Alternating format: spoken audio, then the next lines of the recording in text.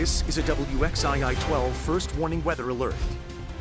We are following breaking news out of Kannapolis. Part of I-85 in Kannapolis is closed right now as State Highway Patrol troopers respond to a 100-car pileup. We have brand new pictures just into our newsroom. Oh my gosh, can you imagine being stuck in this? This comes from the Kannapolis Fire Department.